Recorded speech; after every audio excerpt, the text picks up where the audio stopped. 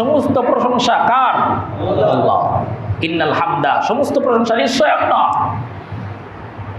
এজন্য কোনো মানুষের প্রশংসা যেই মুখ দিয়ে আমি উচ্চারণ করলাম ইন্নাল হামদা, এই মুখ দিয়ে আবার মানুষের প্রশংসা করি, যে নেতা আপনি না থাকলে আমার বাঁচার উপায় নাই, বলেন নাউযুবিল্লাহ। ওয়ান নি'মাতা, সমস্ত নিয়ামত কার? আল্লাহ। এজন্য এটাকে প্রকাশ করে আল্লাহ, আমি যে হজে এসেছি, আমাকে সামর্থ্য দিয়েছেন, আমাকে অর্থ দিয়েছেন, এই নিয়ামত সবটুকুই আপনার, আমার কোনো কর্তৃত্ব নাই, ঠিক না? লাকা ওয়াল মুলক, আমি এই জায়গায় ঘোষণা করলাম লাকা ওয়াল মুলক, আল্লাহ রাজত্ব আপনার, ক্ষমতা আপনার। অথচ আমার মনের মধ্যে এখনো আছে যে সমস্ত ক্ষমতার উৎস জনগণ। এটা মনের মধ্যে রেখে যদি লাকা ওয়াল মুলক তালবিয়া মুখে উচ্চারণ করি, হজ আদায়, এরপরে হজের থেকে ফিরে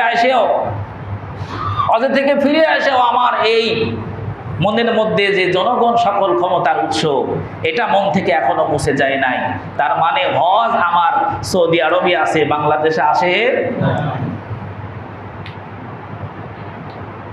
এই জন্য তালবিয়ার মধ্যে কি পাঠ করছি, এটা মন থেকে পাঠ করা। যদি কোনো ব্যক্তি এই তালবিয়াটা মন থেকে পাঠ করে, সঙ্গে সঙ্গে তার হজ কবুল হয়ে যাবে। এই জন্য মান হাজ্জা লিল্লাহ, আল্লাহর জন্য হজ করা। রাসূলুল্লাহ সাল্লাল্লাহু আলাইহি ওয়াসাল্লাম ঘোষণা করলেন আল হাজ্জুল মাবরুর, মাবরুর হজ, লাইসা লাহু জাযাউন ইল্লাল জান্নাহ, যেই ব্যক্তির হজটা মাবরুর হয়েছে তার জন্য একমাত্র শুধুমাত্র পুরস্কার আল্লাহর জান্নাত। সুবহানাল্লাহ। এই জন্য হজের পুরস্কার একমাত্র শুধুমাত্র আল্লাহর জান্নাত। রাসূলকে প্রশ্ন করা হলো, ইয়া রাসূলুল্লাহ আমা বিররু, মাবরুর হজ কি?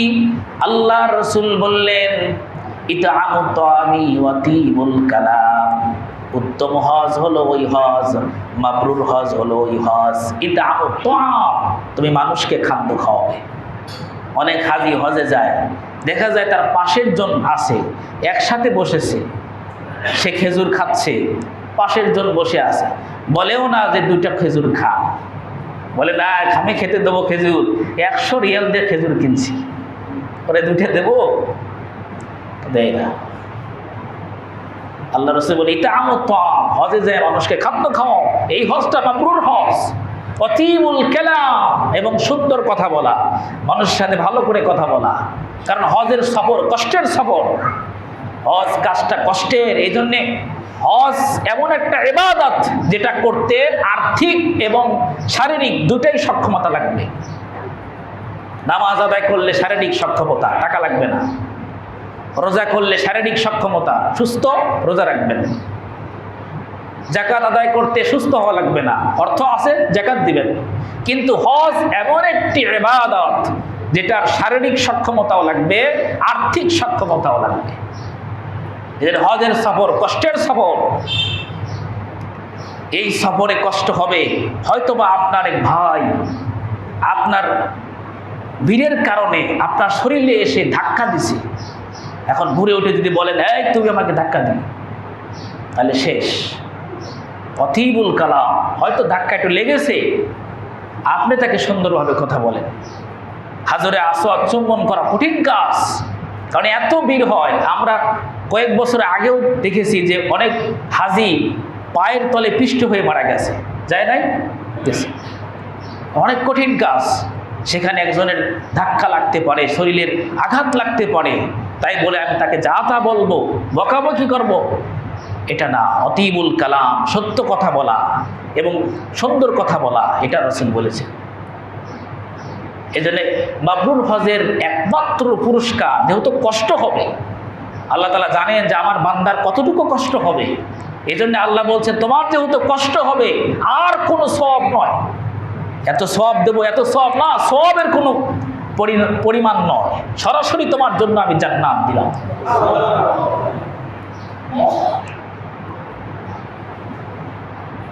এই জন্য কোনোভাবেই হজ ফরজ হওয়ার পরে বিলম্ব করা যাবে না। রাসূলুল্লাহ সাল্লাল্লাহু আলাইহি ওয়াসাল্লাম বলেন তাবিউল হজ্জি ওয়াল উমরাহ, তোমরা হজ এবং উমরা বারবার করো, ফাইন্নাহুমা ইয়ানফিয়ান, কারণ এটা তোমাদের জীবন থেকে দুটা জিনিস মুছে দিবে। কামা ইয়ানফিউল কিরা খাবসাল হাদিদ ওয়াল ফিদ্দাতা ওয়াল জাহাব, যেমন কর্মকারের আগুন লোহা থেকে মরিচা দূর করে দেয়, স্বর্ণকারের আগুন যেমন স্বর্ণ থেকে ময়লাগুলো দূর করে দেয়, হজ এবং উমরা তোমাদের জীবন থেকে দুটা জিনিস মুছে দিবে। আল ফাকর, তোমাদের জীবন থেকে অভাব আল্লাহ তাআলা দূর করে দিবে। সুবহানাল্লাহ বলবেন না? আল ফাকর, আল্লাহ রাসূল বলেন হজ এবং উমরা আদায় করো, তোমাদের জীবন থেকে তোমাদের গরিবানা হালাত, তোমাদের অসচ্ছলতা এবং তোমাদের অভাব জীবন থেকে আল্লাহ মুছে দিবেন। অযুনুবা, এবং তোমাদের জীবন থেকে তোমাদের জীবনে যত পাপ আছে আল্লাহ তাআলা হজ এবং উমরা করার জন্য তোমাদের জীবন থেকে সমস্ত পাপগুলো মুছে দিবেন। এজন্য সামর্থ্যবান যারা আছেন বিলম্ব না করে হজে চলে যান।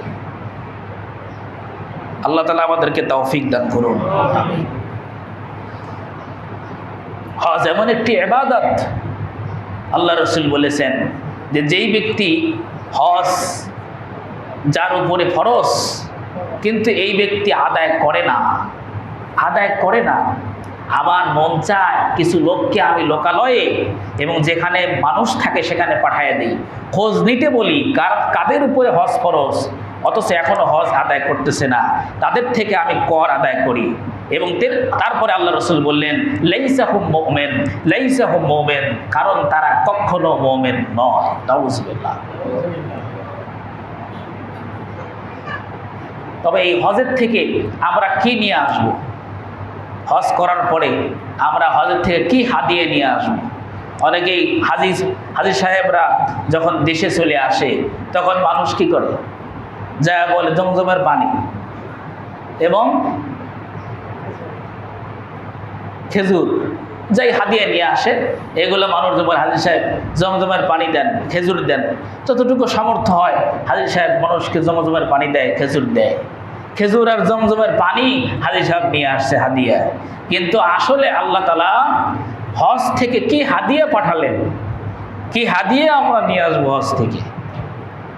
প্রথম হলো আল্লাহ তাআলা হজ থেকে হাদিয়া পাঠাবেন হেদায়াত। বলেন সুবহানাল্লাহ। হেদায়াত নিয়ে আসলেন। তাওয়াফ করার জন্য কাবার চত্বরে ঘুরতে হয়।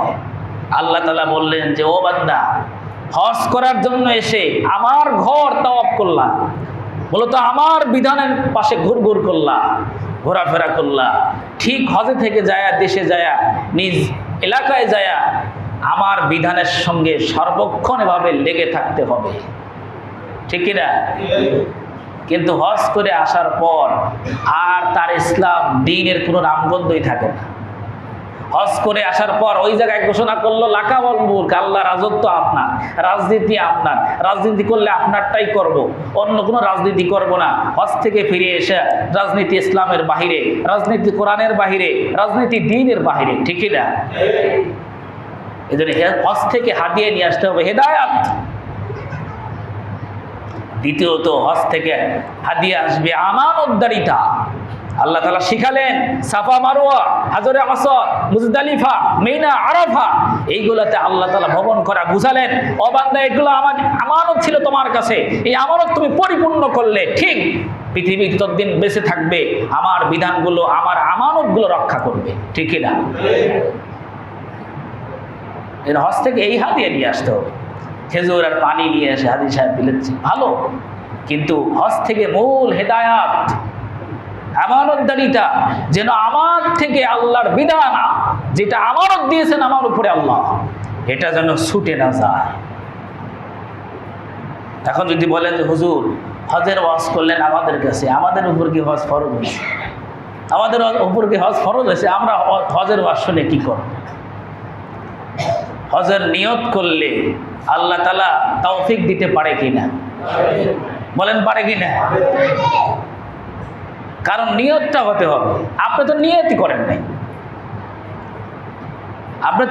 করেন নাই, আপনার অর্থ আছে কি নাই এটা পরের কথা। আপনি তাকে নিয়ত করতে হবে যে আল্লাহ আমি কাবায় যাব, আপনার ঘর দেখব, এই হাত দিয়ে আপনার ঘর স্পর্শ করব, হাজরে আসওয়াদ চুম্বন করব, আরাফার ময়দানে অবস্থান করব। যে আরাফার ব্যাপারে আল্লাহ রাসূল বলেছেন, আরাফার দোয়া কখনো ফেরত দেওয়া হয় না। সুবহানাল্লাহ। বাস্তব উদাহরণ দেখেন, কিছুদিন আগে খবর আসছিল যে একজন কৃষক, মধ্যম বয়সী কৃষক, গাইবান্ধা বাড়ি, সে গাছ বিক্রি করে হজে গেছে। খবর শুনছেন? শুনেছেন কি? খবরে আসছিল এবং এটা সোশ্যাল মিডিয়া, ফেসবুকেও আসছে। একজন ভাই লিখেছেন যে আমি প্রশ্ন করলাম, হাজী সাহেব, তার সাথে একসাথে থাকেন একজন যুবক ভাই, প্রশ্ন করেছেন, হাজী সাহেব আপনি হজে আসলেন, আপনি আপনার এলাকায় কি করেন, আপনার পেশা? বলতেছে আমি কৃষি কাজ করি, ক্ষেত খামারে কাজ করি। বলছে আশ্চর্য, আপনি ক্ষেত খামারে কাজ করেন, অথচ হজে আসতে তো অনেক টাকা লাগে, আপনি এত টাকা পেলেন কোথায়? তখন হাজী সাহেব বললেন যে বাবা, আমি হজের নিয়ত করেছিলাম 18 বছর আগে। কয় বছর আগে? 18 বছর আগে হজের নিয়ত করেছিলাম। নিয়ত করার পরে বসে থাকি নাই, আমি কিছু গাছ লাগিয়েছি, ক্ষেতের আলে আমি কিছু গাছ লাগিয়েছি। এই গাছগুলো বড় হয়েছে, এরপরে বিক্রি করে সেই টাকা দিয়ে আল্লাহ তাআলা আমাকে হজে নিয়ে আসছে। কিন্তু ওই ভাই বলতেছেন সবচেয়ে আশ্চর্যের কথা হলো, ওই ব্যক্তি যখন আমাকে বললো বাবা সবচেয়ে আশ্চর্যের বিষয় হলো, যখন গাছগুলো ধীরে ধীরে বড় হলো, যখন গাছগুলো ধীরে ধীরে বড় হয়ে গেল, আমি গভীর রাত্রে, মানুষ যখন ঘুমিয়ে পড়ে, গভীর রাত্রিতে গাছের কাছে যাই, গাছকে জড়িয়ে ধরে কান্না করি, আল্লাহ আপনি আমাকে হজে নিয়ে যাবেন। সুবহানাল্লাহ। বল প্রতিদিন রাত্রে আমি গাছের কাছে যাই, গাছ ধরে কান্না করি। এরপরে যখন ওর মধ্যে সবচেয়ে বড় গাছটা 30,000 টাকা বিক্রি করলাম, আর দেরি করলাম না, সঙ্গে সঙ্গে হজের রেজিস্ট্রেশন করে ফেললাম। এরপরে প্রথম 22টি গাছ বিক্রি করলাম, তারপরে 20টি গাছ বিক্রি করলাম।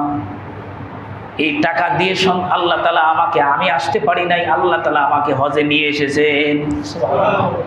দেখেন নিয়ত করলে কতটা আল্লাহ তাআলা কিভাবে কবুল করে।